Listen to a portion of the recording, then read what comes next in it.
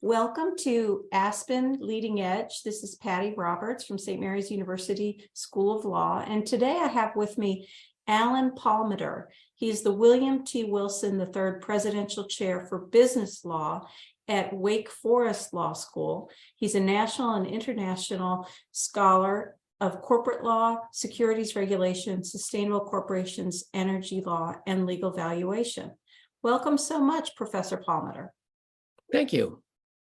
It's a delight to have you on the podcast, and I'm especially excited to talk about the subject of a new book that you have, and I understand it is on corporate sustainability, sustainable corporations, excuse me, is the title of it.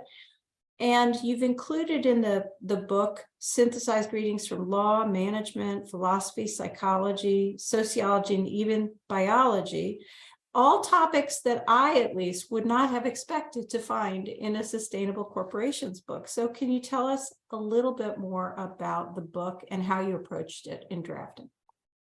So I'm delighted to be able to talk about these topics, and also appreciate very much what Aspen is doing and what you're doing, that is reflecting in short conversations on the future of legal education. My view is that sustainable corporations is the future for what we have called business associations or business organizations. There will still be a foundational course, the nuts and bolts, but what our students hunger for, I believe that my colleagues here at Wake Forest and elsewhere also want to teach, is the way that business is evolving. And it is evolving in ways that are not things that I would have expected 15 years ago when I began this project. But what I see is business evolving because of certain dynamics involving institutional investors, the way that portfolios operate, the way that the pandemic led many investors and business people to understand that being resilient, having a purposeful workforce, having a set of objectives to manage and adapt to climate change, all these things are leading business to, I think, rethink itself in deep ways. And in that process, what we think of as corporate law is evolving. It is evolving in Europe, in the United States. In some places, it's evolving on the books. I think it's evolving more in soft law, but we are in a great transition. I appreciated in the preface you say that the book is obsolete and it's timeless and it's both. So can you share a little bit about why you've characterized sustainable corporations that way? That is the first paragraph of the book. And it is meant to point out that this area of law, business, even one could include finance, psychology, philosophy is changing. And because it's changing, whatever I say as of September 2022 is obsolete today. At the same time, there are themes in the book and that is happening that are timeless. The values that motivate humans, the way that we humans are naturally competitive, naturally creative, naturally collaborative. We form friendships, we learn, we teach. We are an unusual primate. We are capable of love that defines our species, and that are timeless attributes of who we are. And thus, to understand who we are in business, I think we should be returning to those attributes that arise in psychology, sociology, philosophy, in different fields. So the book brings together readings from all these different, what we call disciplines, and identifies how they arise in what we call the corporation. It sounds to me, in taking a look at what it includes, the fact that it has recommended videos, online lectures, but then, of course, this part I really was appealing to me is YouTube music videos. Not from you singing. I just want to make sure. Absolutely not. So, for example, I begin each class, and I recommend students watch it before, some of them don't, with a video. I begin the course with a video from Yusuf Cat Stevens, The Wind, The Wind of My Soul, where it takes me only God really knows. And with that, we begin, I and my students, a journey, because to understand, I think, where the corporation is evolving, one has to engage in some non-dualistic thinking. The repository of evil, the corporation, is becoming perhaps humanity's best hope. That's why I begin with that non-duality paragraph. This book is obsolete, this book is timeless, this book is both. How can it be all of those things? And yet it is, I think. So each class begins with a video. My students tend to like them. They ask, who's Cat Stevens? I've never heard of this person. Yeah.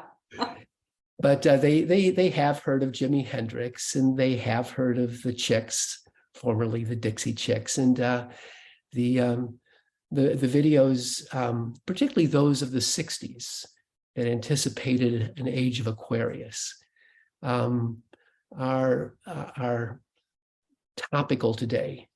One of the classes has Buffalo Springfield, For What It's Worth. You know, there's something happening here. What it is isn't clear. And so for me, this is a way to open my pores and the pores of the students by saying, we're going to be looking at things from a different angle. Well, it certainly sounds like that. It's intriguing. And I guess I'd be interested to know, are there other scholars looking at corporations similarly? This idea of this revolution or evolution of the corporation, is it something that you have started and now others are looking at, or is there a group of scholars who have been looking at this over the last few years? So I believe this is happening more in Europe than in the United States. And the people who I include in the book, whose writings 10 years ago or recently are really topical, are really sort of up to date and seeing things, are Europeans. We American corporate law scholars continue to see the world through the prism of agency costs and incentives. And if we just get the incentives right, managers will fall into line and do what shareholder wealth maximization demands of them. That remains the paradigm. And it's interesting how strong that paradigm has been in the recent scholarship on what's happening in the corporation. Something's happening, but the answer is it can't be that business people's hearts have gone soft, because that's not the paradigm. And in Europe, there is a recognition that the corporation is part of the social fabric. It has been for a long time, even before World War II, but even more as social democracies have turned to business for employment, tax, the social safety sort of landing. And the Europeans also, I think, are more exposed. If the Gulf Stream ends, Europe is in deep trouble. And that 60-mile corridor of warm air that comes from the boiler called the Caribbean and warms Northern Europe could end if the salinity of the North Atlantic changes, and Europeans know that. In other words, climate change is truly existential for Europe. And because of the tendency to see the corporation as part of the social democratic sort of paradigm, it's easier for me to talk about this with European colleagues and European audiences than here in the States. So their concern in Europe, for many of them, it sounds like, is climate change and the impact that corporations are having on climate change. Is the expectation that climate or that corporations undertake efforts to combat climate change, that's what they're looking for as purchasers and purveyors of goods? Or is it that investors are looking for them to do that? Or is it simply that it's a risk when a corporation is causing increased climate change? Patty, that's a great question. My answer is yes to everything. So everything is connected. This is one of the recognitions of this new ESG movement that, if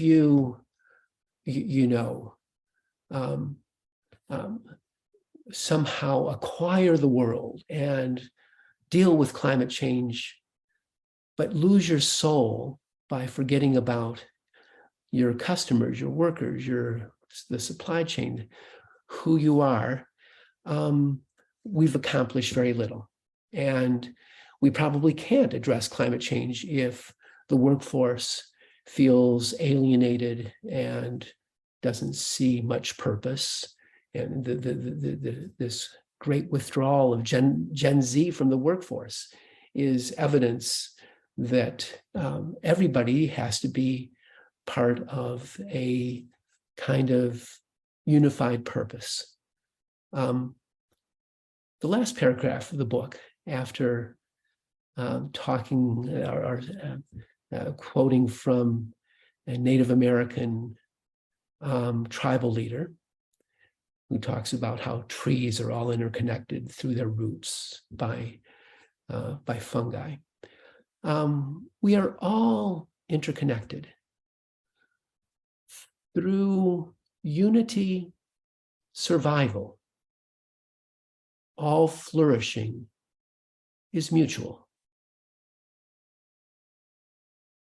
In a paragraph, that's the ESG movement too. In a paragraph, that's the sustainable corporation. And that's why when you asked, what is it? That reflects this kind of mentality. Well, there's a cause and effect. What if there are multiple causes, multiple effects? What if the corporation is not a single entity, but is instead a massive superorganism of inputs and outputs? So these are, to give you a sampling of the ideas that the book presents. Now, a number of the paragraphs or the topics in the final part of the book I found particularly of interest. You mentioned or you talk about the corporation as a moral system and personal integrity as it relates to corporations. And I wonder if you can share how those topics dovetail with the role of stakeholders as those roles are evolving. Sure. These are excellent questions. And you focused on the part of the book that I think is important and still unique. To answer the question well, though, I think I have to take you on a quick journey. The journey of the book is in 5 stages. First, what is the nature of the U.S. corporation? And it's different from other places. And then second, how is this U.S. corporation's design unsustainable with limited liability, short-termism, business judgment deference, the monoculture that boards have, the political role of corporations in society. All of that makes the corporation quite unsustainable. Then the triple bottom line, how the ESG movement is changing that as we begin to think about planet, people, and profits, and about how, for example, being green is actually profitable. Green is gold, the name of a famous book by a Yale professor, Dan Esty. And then the next part of this journey is, well, maybe we need to remake the corporation. We need benefit corporations, we need ESG disclosure mandatory, and there's this amazing consortium of investors and managers called Ceres. But I step away from all of that and say that's not enough, because I believe the corporation is this like a beehive, a massive superorganism that is much more than the sum of its parts, with specialization, collaboration that, for example, primatologists say it is impossible. Two chimpanzees cannot carry a log together. They don't have it in their brains. They have the bodies to do it. They just don't have it in their brains. We collaborate, and we collaborate in ways that are more like a beehive than a chimp group. So, beginning to think about stakeholders, the corporation exists because of customers. Well, that's not enough. There have to be some workers, employees. Well, that's not enough. There has to be some financing, some debt, some equity. Well, that's not enough. The government has to enforce the rules. Well, that's not, and we go on. And what we have is a non-dualist, a pluralistic phenomenon. And it's moral in the sense that every corporate decision has some human right or wrong aspects. And what we also see is corporations picking up where government, it seems to be incapable of distinguishing between right and wrong. And I tell the Charlottesville story of how business withdrew from President Trump's various groups because of the way he responded to the murder in Charlottesville. But beyond that, the corporation is also this place that depends on trust. For there to be collaboration, there has to be trust. And beyond that, for there to be real learning and teaching in the corporation, there has to be trust. So what is it that makes us trust each other? And I think it begins that we trust ourselves, that we see ourselves as somehow being trustworthy, that we are true to our own word, that we are an integrated person. And from that, we then can offer ourselves in trust with others. So this is not meant to be some kind of deontological or even teleological look at the corporation, but rather an ontological look. What is a successful corporation? It's one where people keep their words, first to themselves, to each other, to customers, to investors, to the government, and so on. That's where my journey ends in the course, and then I invite students to begin their own journey, which includes one into themselves. Wonderful. One thing that I've been thinking about as we've been talking about this, and certainly planet, people, and profits. I love that. I think that we do see evidence of more corporations making decisions based on planet and people in addition to profits. But what about the shareholders? Sure. What role do they play in this, and what expectations are they having? I can't imagine all of them are saying, oh yeah, we want what's best for the planet. So if they're half awakened, they'll realize that's where the money is. And by the way, who wants to be around a little campfire remembering how wonderful shareholder profits had been as the world becomes dystopic? So there's a cartoon of an investment banker saying, it was great when we had all these shareholder profits, to a couple of kids around this primitive campfire. But I wish I could.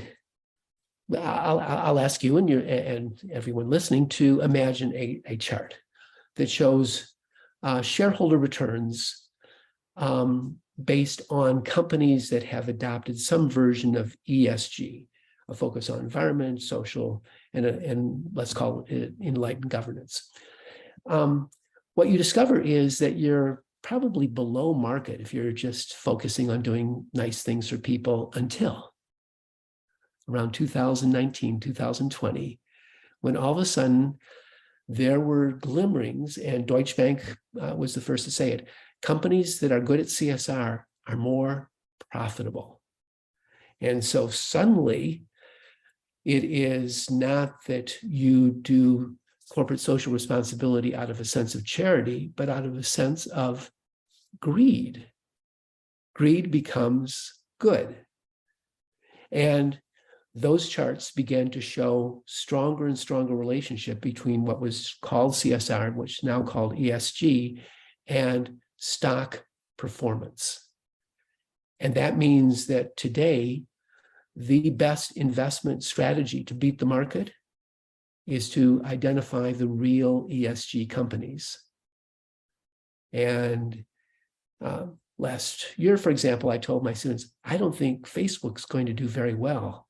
Stock price is okay right now, but I predict it's going to be going down because it doesn't really do S or E very well. Facebook reinvented itself as Meta. Didn't reinvent its E and S or its G. And its stock price is below what I had anticipated. So this is very interesting. And I wonder about the timing. You indicated that in 2019, things started to really change as far as what the investment returns were and whether or not a corporation was focusing on corporate social responsibility. So it starts to change. The market is reacting. Do you think that having that happen at the time we started a global pandemic is coincidence, or do you think one of them impacted the other? I think it's both. I think that it was a coincidence, but it was also that the pandemic exposed the non-resilient companies. And that led to questions, well, why wasn't this company able to change its business model to move people, to Zoom meetings and to online productivity, or to change its product mix given what the pandemic demanded. And so the pandemic exposed, I think, this relationship between being real ESG, being true to your stakeholders, and thus good for stock performance, and maybe accelerated our insight into that. So here we are, I'm plugging a book, but I want to plug an article, an essay. It's 13 pages long, called Capitalism, Heal Thyself. And it plays on the old Hebrew biblical idea that doctors aren't taking care of themselves. So doctor, heal thyself. Capitalism, you haven't been taking care of yourself. You've been doing a lot of bad things, and turn inward. And capitalism is in this process of recognizing that it has gone astray, and that serving, as the Business Roundtable says, serving your customers, serving your employees, serving your supply chain, serving the environment in your communities, that is what makes for fifth on the list, our shareholders.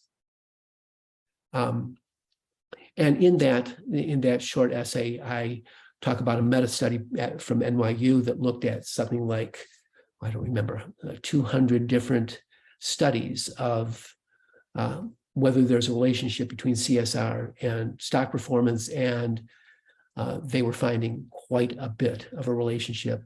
And that's even with the defect that most management studies have a 2 to 3 year lag.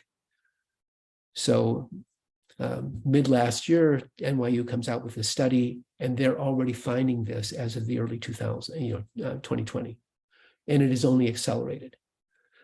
What has happened, though, is a backlash. There are those who say, this can't be because the purpose of business is to externalize costs. That's what we were taught in MBA school. That's what all good businessmen do, like Warren Buffett. He creates moats around his companies so that his customers are stuck with an inferior product but won't leave, in a nutshell. And Warren Buffett's companies are actually now getting, Berkshire Hathaway's shareholders meetings are not these love fests. Their shareholders saying, hold it.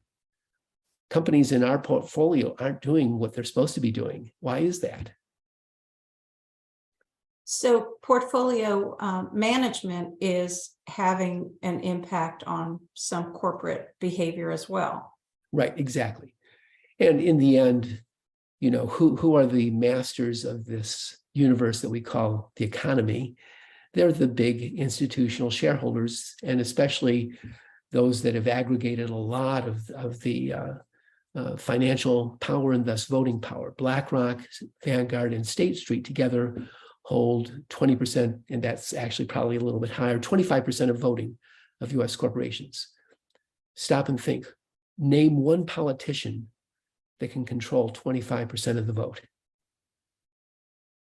I can't. Probably not anymore, but those three folks seated together basically just determine our corporate governance and thus our economic policies.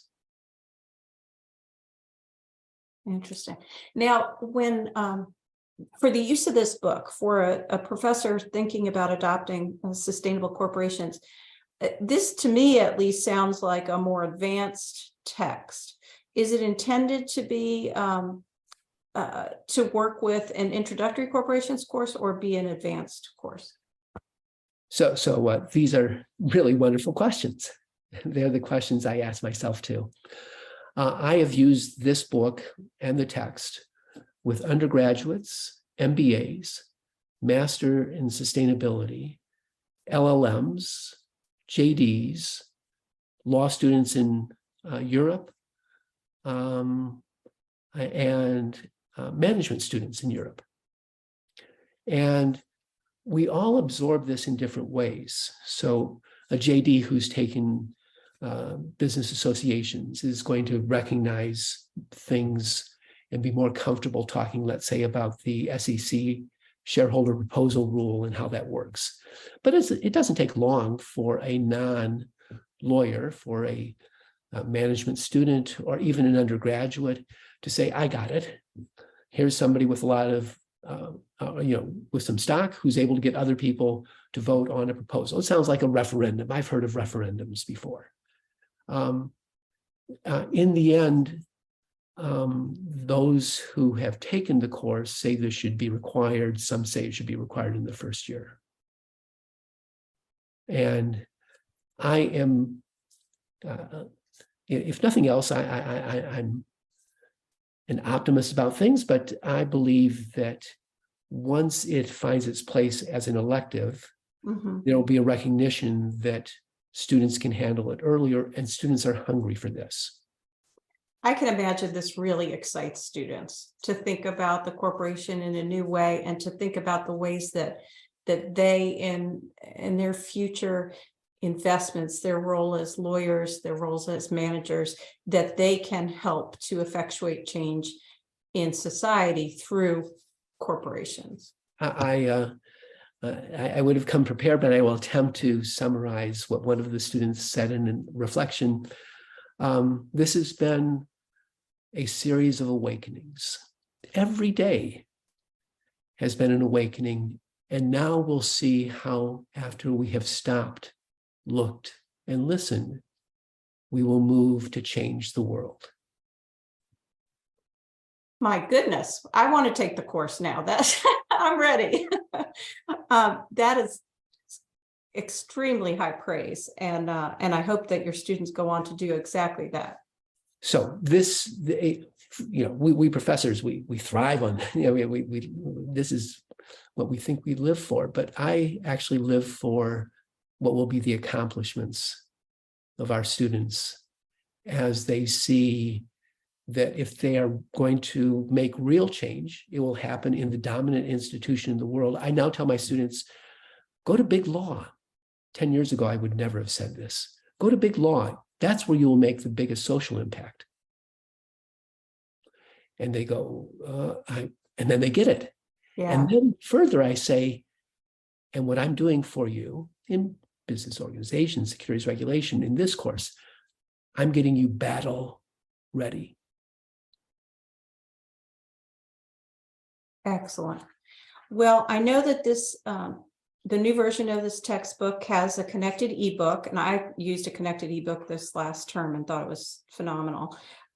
So the book is Sustainable Corporations, and people can find it at aspenpublishing.com. But before we conclude our discussion, I would love to get your thoughts about the future of legal education. How do you think it is likely to change in the coming decade? I hope we become more ecumenical. And I hope that we develop our own EQ and our students' EQ, their legal EQ. So here's my quick story. A partner in practice, I was in a big law firm, said, what do we do? What we do is basically we take these reams of paper that have arrived at our loading dock, and we put words on them. And then we send them off to clients as a client memo or as a court brief or as a regulatory filing. And basically, we just process blank paper and send out printed paper. Today, it's all done electronically. Stop and think about that. Chat GPT can print up those pieces of paper better than I can, better than most of us can. And it's only the beginning. So what is the role of the lawyer? I am so hopeful. The role of the lawyer now is to exercise humanity, to be the person who says, let's think about how this all connects. Let's think about how the judge will feel about this story. Let's see if the client is able to handle this advice because this is the client's context, business, moral, legal, whatever. And it frees the lawyer to be the trusted counselor and the one who presents the human story in different places. ChatGPT will create the instrument. It is the lawyer with the legal EQ that will be the intention behind that instrument. Well, that is certainly a lofty goal for us in legal education, to make sure our students understand how to bring that humanity to their future roles. And I'm with you. I can't wait to see what my students do in the future, because I know they will change the world. Well, thank you so much, Professor Palmiter. This was very interesting, and I do thank you for exploring sustainable corporations with us.